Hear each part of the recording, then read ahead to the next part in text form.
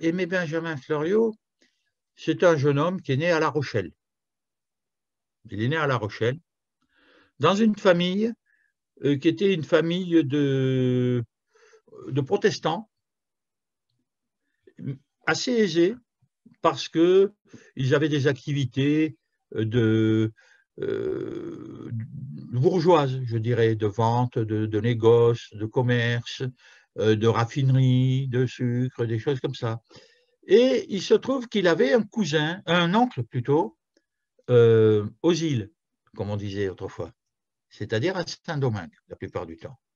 Et il se trouve que La Rochelle était un des grands ports français, qu'il était très facile de passer de La Rochelle à Port-au-Prince, à Saint-Marc ou au Cap. Il y avait des bateaux presque tout le temps. Le plus grand port, c'était Bordeaux, mais La Rochelle était déjà un port assez important aussi.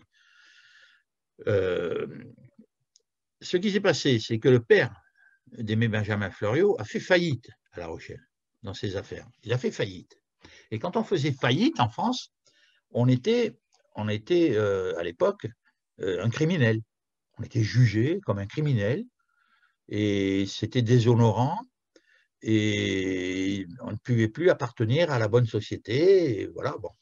Donc, lui, il lui restait cette solution, comme à beaucoup d'autres, qui étaient des cadets ou qui n'avaient pas reçu l'héritage, qui n'avaient plus aucun espoir en France de prospérer ou quoi. Ils pouvaient toujours prendre un bateau et partir de l'autre côté, à l'aventure. Ce n'est pas la misère qui les faisait partir, c'est leur position sociale, qui était un peu compromise, difficile.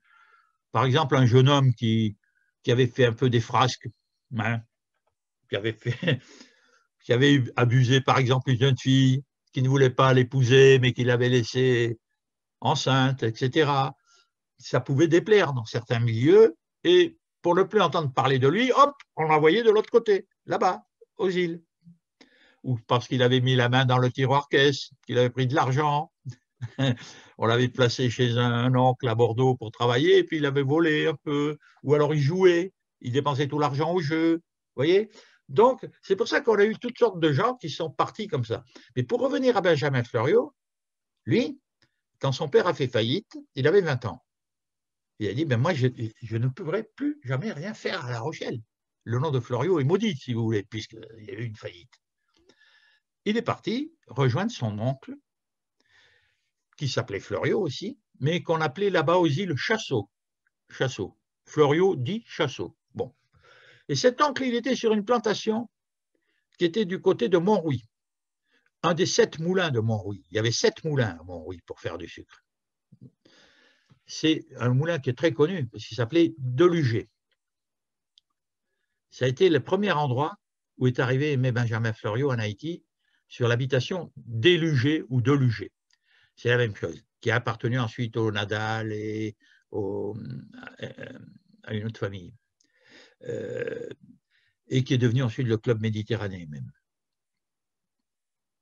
On a fait un club là qui maintenant est un complexe canadien, donc j'oublie le nom. Enfin bon, il y a eu un grand hôtel de plage qui s'est fait là. C'est une des dernières sucreries qui a fonctionné en Haïti, une des 3 dernières. Et là, chez cet oncle, à 20 ans, il a appris à travailler la canne à sucre, à commander les travaux des esclaves, etc. Il a appris la vie de l'habitation en tant qu'économe, ce qu'on appelait un économe, c'est-à-dire un petit blanc qui était juste au-dessus du commandeur. Parce que les esclaves, il y avait toute une hiérarchie. Parmi les esclaves, il y avait un commandeur, qui était un esclave de confiance à qui on avait confié cette position de commander. C'était lui qui transmettait les ordres, qui faisait exécuter les ordres. Les ordres, ils venaient du petit blanc qui était un peu au-dessus, qui s'appelait un économe. Au-dessus, il y avait un gérant agricole. Au-dessus du gérant, il y avait un procureur qui s'occupait de la partie administrative. Et enfin, il y avait le maître. Mais s'il y avait un procureur et un gérant, c'est parce que le maître était parti en France, le colon. Vous voyez, donc, il y avait toute cette hiérarchie. Et c'est en partant par le bas que ces petits blancs espéraient tous devenir de grands colons, de grands habitants, comme on disait à l'époque. Les habitants. C'est resté chez les paysans haïtiens. Hein, parce qu'on parle quand on est en ville, on appelle quelqu'un habitant, c'est pas très flatteur, mais dans les campagnes, un habitant, c'est quelqu'un. Attention. L'habitant, c'est parce qu'il a une habitation. Sauf que, avec toute l'histoire qu'il y a eu en Haïti et tout le monde qui est arrivé parce que les familles se sont agrandies, les habitations se sont rétrécies de plus en plus, et maintenant, c'est des petits habitants. Mais à l'époque, un habitant, c'était un grand habitant. Il avait une grosse habitation. Voilà. Donc, Floriot, au bout d'un moment, l'oncle est mort. Il a reçu l'héritage de l'oncle à partager avec sa famille. Il y avait aussi des terrains à l'Arcahaie. Mais il a revendu ces terrains-là. Il a revendu l'habitation de Lugé au fameux Jean Paquet de Lugé. Paquet, ça s'écrivait P-A-S-Q-E-T, on disait pasquette en créole, comme en gascon, c'est pareil. Il y a la langue qui s'est transmise un peu les intonations. Et du coup, il a acheté cette habitation, il a vendu cette habitation à Paquet de Lugé, et c'est devenu l'habitation de Lugé. Bon. Mais lui, il a eu l'idée d'acheter à Port-au-Prince, qui était la ville qui était, c'était dans les années 1740, la ville qui commençait à grandir. Et il a eu l'intuition de se dire que cette ville allait devenir la capitale plus importante que le Cap, etc. Donc il a acheté dans la plaine, là, du cul-de-sac, au quartier de Bellevue. C'est pour ça qu'il s'est fait appeler Fleuriot de Bellevue après. C'est du côté de Maïgaté, derrière l'aéroport, là, vous voyez. Il a acheté cette grande propriété à des familles beaucoup plus anciennes qui lui ont vendu, qui étaient voisines de Caradeux, quoi. Et donc, il a acheté souvent, il a acheté plusieurs concessions, il les a réunies. Et il y avait beaucoup d'indigo. On faisait de l'indigo, là. Et il a remplacé l'indigo qui détruisait beaucoup la terre par la canne à sucre. Donc, il est devenu lui-même planteur de canne à sucre. Et il a vécu là pas mal de temps. De 20 ans, on va dire, à peu près 45 ans, quelque chose comme ça, quoi. Peut-être même moins. Et là, il a épousé sa ménagère. Enfin, il l'a épousée, non. Il a eu une liaison avec sa ménagère. Et il a eu des enfants. Il a eu 7 ou 8 enfants avec elle qu'il a fait baptiser en bonne et due forme, qui étaient des hommes de couleur, donc libres. Parce que la mère elle-même était libre. C'était la mère qui donnait la liberté, pas le père. Ça fait que si un marquis faisait un enfant à une femme esclave, l'enfant était esclave, même fils de marquis. Vous voyez? Même très blanc, parce que parfois un mulâtre, il est blanc comme un blanc. Hein. Les histoires de couleur de peau, c'est des choses très, très fluctuantes, surtout en Haïti. Il y a des familles qui étaient noires qui sont devenues blanches, il y en a qui étaient blanches qui sont devenues noires. Bon, et tout ça, c'est pas grand-chose finalement, sauf qu'il y a eu le préjugé qui est venu mettre de l'importance à ces choses-là. Mais dans la pratique, les gens, ils passaient facilement d'un bord à l'autre, hein, quelques-uns. Et ce Benjamin Fleuriot, donc, il avait sa vie là, comme ça. Et puis un jour, ben, il a voulu rentrer en France, quoi. Parce que tous ces colons rêvaient quand même de revenir en France une fois qu'ils étaient riches, pour montrer comment ils avaient bien réussi. Donc, il est rentré à La Rochelle. Et qu'est-ce qu'il a fait à La Rochelle? Il a payé la faillite de son père. Il a réhabilité la mémoire de son père. Il est devenu quelqu'un de très important à La Rochelle parce qu'il avait de l'argent. Il avait acheté des marais salants. Il avait acheté des seigneuries. Il a pris des noms de nobles qui avaient ces seigneuries. Ses enfants aussi, qui sont devenus Fleuriot de Bellevue, Fleuriot de Touche-Longue, etc., etc. Il a fait épouser à ses enfants des femmes de la bonne société noble ou de la haute bourgeoisie. C'est la réussite, si vous voulez. C'est l'exemple de la réussite. Voilà. C'est l'homme qui a réussi, en partant, sans rien, à revenir dans sa ville riche, admiré, et au point qu'il a même demandé au roi des lettres d'anoblissement. Parce que dans les îles, il y avait, comme vous savez, l'aristocratie de la peau. C'est-à-dire qu'on se fondait sur la couleur de peau pour dire les blancs, en gros, c'était les nobles, et les noirs, c'était les roturiers, qui n'étaient pas nobles. Bon, voilà. Donc, en France, lui, il ne pouvait pas concevoir d'être comme tout le monde. Il fallait qu'il soit au-dessus. Donc, il fallait qu'il soit noble. Il a demandé au roi des lettres de noblesse. Plusieurs fois, le roi a refusé. Il dit, mais comment, il ne vient pas d'une ancienne famille, c'est des bourgeois, ce n'est pas des nobles, etc. Mais il a fait agir des amis, comme on fait partout, qui ont fini par emporter. Et du coup, la famille est devenue la famille des comtes de Fleuriot.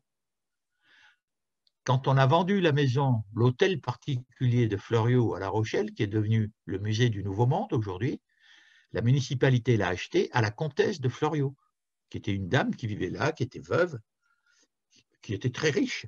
On dit qu'elle était tellement riche que quand elle voulait changer une paire de chaussures, elle ne l'achetait pas à La Rochelle parce que c'était pas bien. Elle allait jusqu'à Paris pour acheter sa paire de chaussures. Et comme elle n'avait plus d'argent, au bout d'un moment, elle vendait les papiers de la famille. Tous ces papiers de Saint-Domingue. C'est comme ça que j'ai pu accéder à ces papiers de la famille Fleuriot et travailler sur cette famille. Vous voyez? Voilà. En gros, voilà l'histoire. Et surtout, une fois qu'il a bien réussi comme ça, il s'est marié avec la fille d'un négociant rochelais et bordelais. Et là, il a eu d'autres enfants. Des enfants blancs, rochelais. Mais comme il avait fait venir ses filles de couleur d'Haïti, ben tout ça, elles avaient une maison à côté de lui. Elles ne pouvaient pas vivre dans sa maison puisqu'il s'était marié avec une autre femme. Et qu'elles n'étaient que des enfants illégitimes, dans le fond. Mais quand même, il les avait installés sur la place de la ville, sur la place d'Armes, à La Rochelle. Et tout ça, ils se voyaient, ils se connaissaient. Il y avait des baptêmes d'enfants qui se faisaient avec le parrainage des uns ou des autres. C'est un des côtés qui est assez mal connu de ces interactions qu'il y avait entre certaines familles. On n'imagine pas en France, et peut-être en Haïti qu'on l'imagine plus facilement, mais les gens en France n'arrivent pas à imaginer que quelqu'un qui avait vécu dans les îles pouvait avoir des enfants de couleur et une femme qui n'était pas sa femme, mais qui était juste sa ménagère, et aimer autant ces enfants-là que les autres. Il n'y a aucune raison, dans le fond. Vous voyez? Donc c'était très difficile à comprendre. Et il y avait toujours ce préjugé. Mais le préjugé en France, il était moins fort. Il était surtout fort aux îles, parce qu'aux îles, ils avaient besoin de ce préjugé pour justifier de tenir les Noirs en esclavage, de faire une barrière avec les gens de couleur qui ne pouvaient jamais devenir vraiment blancs, mais qui faisaient barrière pour empêcher les Noirs de devenir blancs, en devenant d'abord gens de couleur, puis après, vous comprenez? Tout ça s'était organisé, ce préjugé qui est devenu la question de couleur. On dit la question de couleur aujourd'hui, mais c'est la même chose que le préjugé. C'est fondé juste sur la couleur de la peau, c'est-à-dire sur rien. Ça ne veut rien dire. C'est comme ça, c'est les hasards de la naissance. C'est comme dans les comédies de Beaumarchais, vous voyez. Il y a le noble et puis il y a Figaro, là, qui est son valet, mais qui lui dit plusieurs fois, mais comment ça se fait? Vous vous êtes juste donné la peine de naître, il lui dit. Voilà, vous croyez que vous dites que vous êtes noble, mais aux qualités qu'on exige d'un valet comme moi, eh bien, je ne connais pas beaucoup de nobles qui pourraient être des valets. Voilà. Donc, toutes ces idées-là, on peut les reprendre, ces idées révolutionnaires à l'époque. Beaumarchais avait inspiré les révolutionnaires, on peut les reprendre pour considérer les questions sociales à Saint-Domingue. C'était la même chose, vous voyez. Le préjugé était une justification idéologique d'une situation sociale, de fait, de facto, comme les présidents, de facto.